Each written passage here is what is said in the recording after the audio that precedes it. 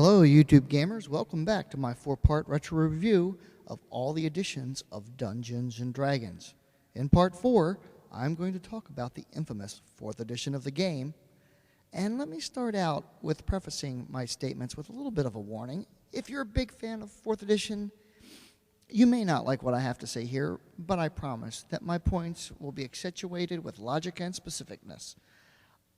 So, now, before I get to talking about the 4th edition of the game, let's take a moment to talk about some of the tropes of Dungeons & Dragons so often pointed out by critics as being unrealistic and poor game mechanics, specifically character classes, level progression, and hit points. Now, I've played RPGs where you could just go and do anything. You want to create a bat-winged ninja elf that wields a katana and casts spells? Sure, you can do it. Honestly, if there is such a thing as too much freedom, this is it. Yes, it's nice to be creative, but at the end of the day, this is a game. It has to relate to something that the other players and the game master can put together into a cohesive story. If every player goes off on an infinite tangent, it becomes quite difficult to put all that together into balanced gameplay. And with no such diverse group of players, it can become ridiculously labor-intensive for the game master.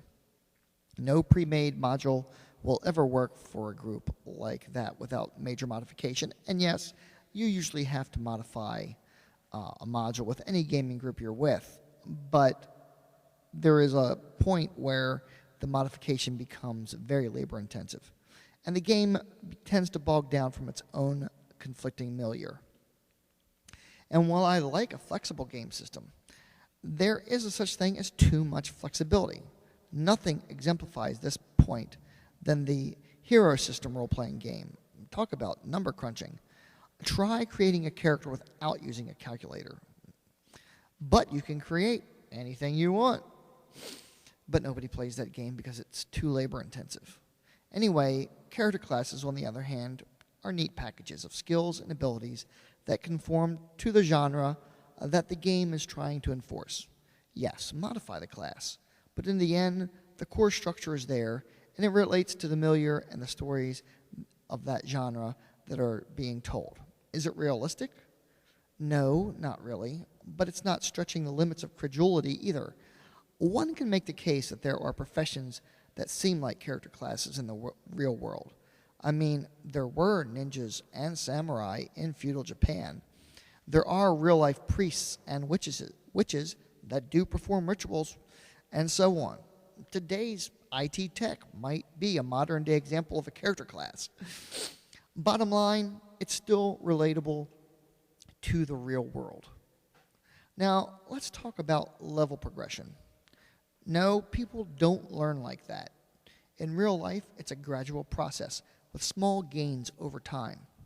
Now, I've played in games that simulated that kind of progression, with a few experience points given out each session that can be applied to skills, giving some minor improvements, but nothing major.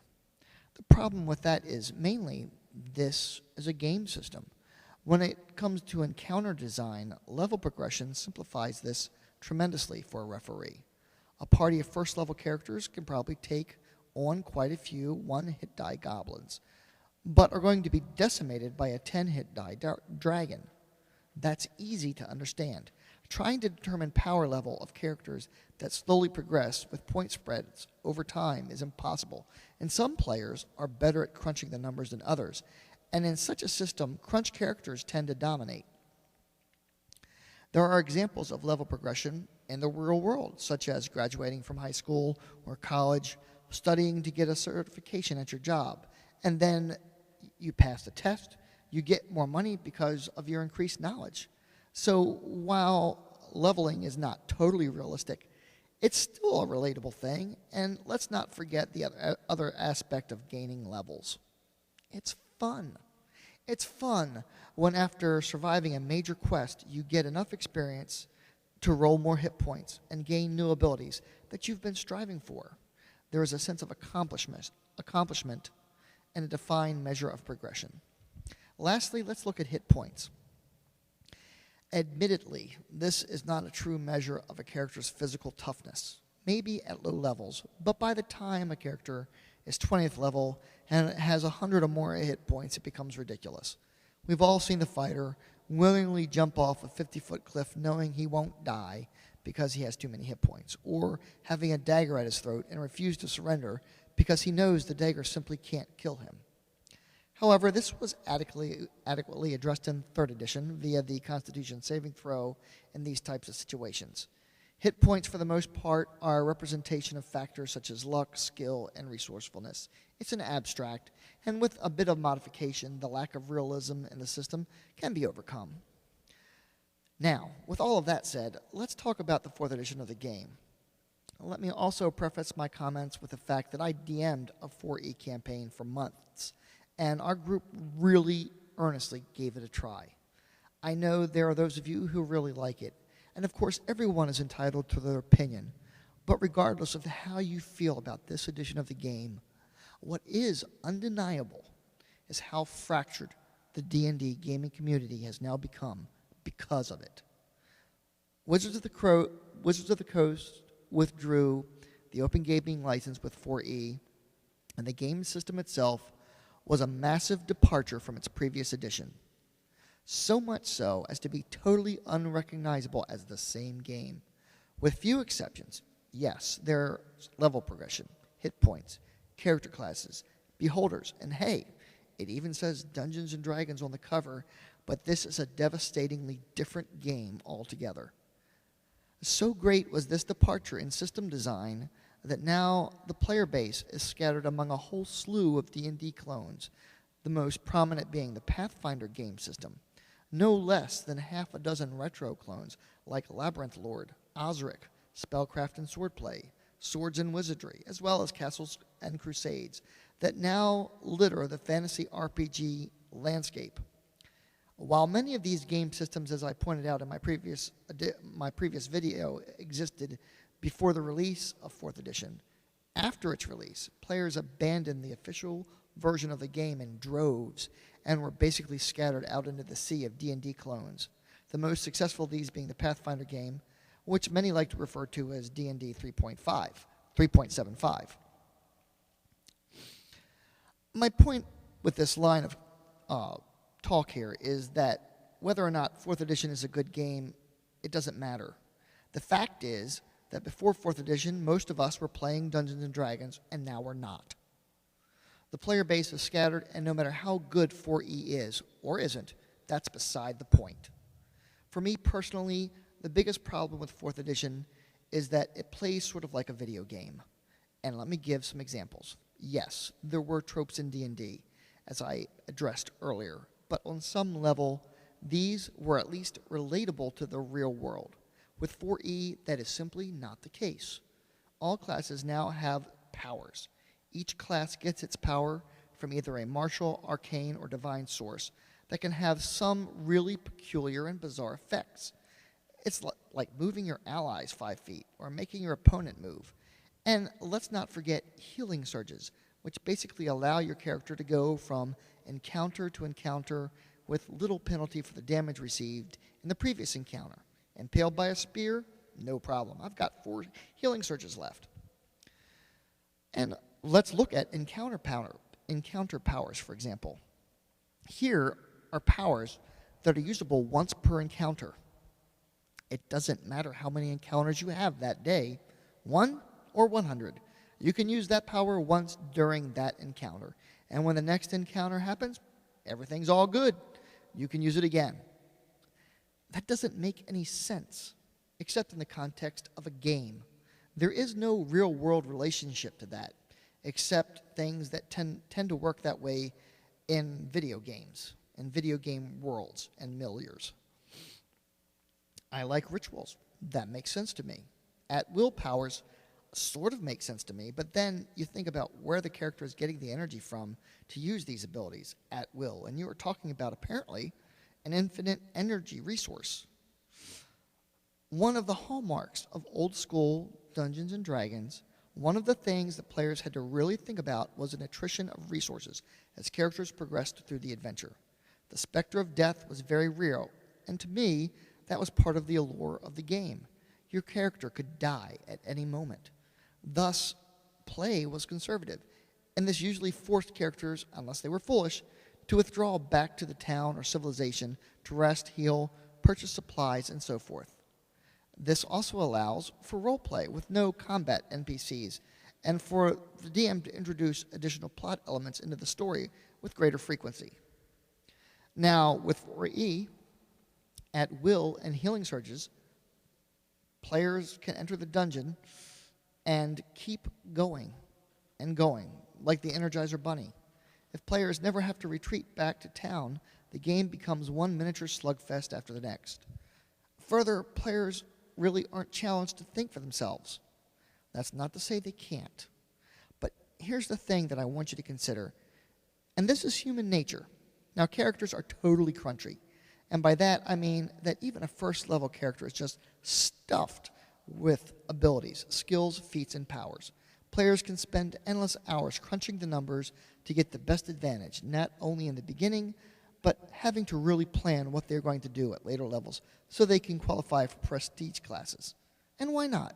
With healing surges, it's not like your character is actually faced with the prospect of death. When presented with any challenge, players will invariably suffer from what I like to refer to as heads down syndrome. The DM describes an encounter, and invariably, all the players' heads go down to look at their 3-page character sheets to see if they have something there that can solve the problem, rather than trying to puzzle it out through roleplay or DM interaction. Yes, skill challenges, I'm looking at you. Now, I've heard some younger players say that 4E is easier to learn and run than older editions of the game. And I would have to say to them, in what universe? Let's look at combat effects, for example. During combat, you or a monster can become stunned, blooded, blinded, dazed, dominated, marked, slowed, and so forth. Now, in a full-scale battle between, say, 4 player characters and 10 orcs, each of these effects can and frequently do come into play, especially blooded, which gives you a combat advantage. The duration of some effects will last a variable number of rounds for each creature or player. And while it might be relatively easy for a player to keep track of their own individual statuses, it's very labor-intensive for the DM to keep track of monsters. You need some type of record-keeping system, like a computer or some chits or something in play to keep track of all of this. And this is easier than earlier editions of the game? Really? The only thing I have to say to that is, bullocks. Is 4th edition a bad game? In my opinion, it's not. It's actually a pretty good miniatures game, and you certainly can create an interesting campaign based on miniatures combat and have a great time. But 4th edition is not a great role-playing game. And even though it has the logo and the D&D tropes that are hidden in there, it's not Dungeons & Dragons. It's so massively crunchy that you need the computer to generate your character. Well, I guess there are some out there who can do it from memory, but not me. When I DM'd it, and I had my subscriptions to D&D Insider, the 2 applications that Wizards of the Coast finally got around to doing, the Character Creator and the DM's Monster Creator, were indispensable. I couldn't keep track of all the little rule complexities that were expected, and I can't imagine others do either.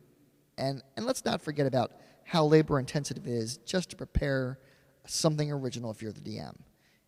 Like I said, you need that subscription to D&D Insider just for the characters and monster creators.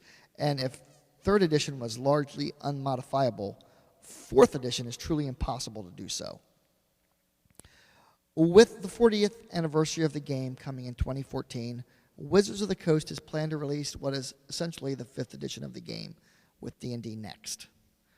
There has been over a year of playtesting, with players from all over the world contributing input to this new system. Wizards of the Coast task is monumental.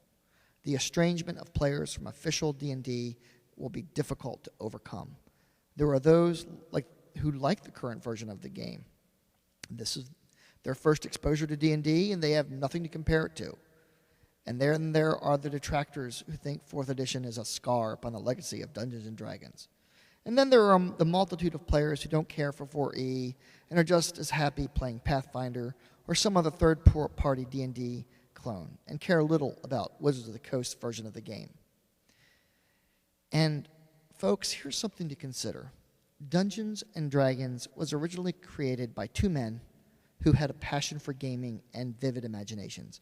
When they created the game, it was out of love, not with a motive for profit or personal gain. Dave Arneson and Gary Gygax certainly did not intend to innovate an entirely new form of entertainment. In some ways, the creation of D&D parallels the creation of the first Apple computer by Steve Jobs and Steve Wozniak, two men innovating a new type of computer in the garage of their home simply out of the love for electronics and to put a computer on everyone's desk. That was their dream. One theme I've tried to point out in this series of reviews was innovation. 1E, the first edition of the game, was innovative. Third edition of the game was innovative. Fourth edition attempted to be innovative, but on many levels it fails because it deviates so much from the original source material as to be unrecognizable and layers on too many levels of complexity in an attempt to create game balance when all we want to do is get together and have some fun. There are also a lot of unrealized goals with 4th edition. Anyone remember the D&D virtual tabletop? 4th edition fails to accomplish what its predecessors did with far less, which is to invoke a sense of wonder and spark the imagination with possibilities. Instead, players worry about skill challenges, powers, feats, prestige classes, combat conditions, or some other in-game system rather than the story itself. Wizards of the Coast is owned by Hasbro, a corporation that expects a certain return on investments from its shareholders. For its shareholders, I should say. It's a numbers game, and regardless of what Wizards of the Coast does here, they must design the next game with that in mind. Not because they love role-playing or Dungeons & Dragons. This next game is designed by a team looking at revenue projections, market saturation models, focus groups, and profit margins. Somewhere in all of that, a game that we all will want to play must emerge. That's a lot to expect. There's a lot riding on this new edition, and I know I don't envy their task. However, Wizards of the Coast has one thing going for them. We're all rooting for them to succeed. D&D is a cultural icon, a major part of our lexicon. Even if a person has never played a tabletop role-playing game before, they have probably played a computer game which uses D&D tropes like creating a character and advancing through experience. World of Warcraft and EverQuest are the most obvious examples, but there are many more. It would be nice if this new version of the game is successful and D&D does not fall into obscurity and is there for future generations.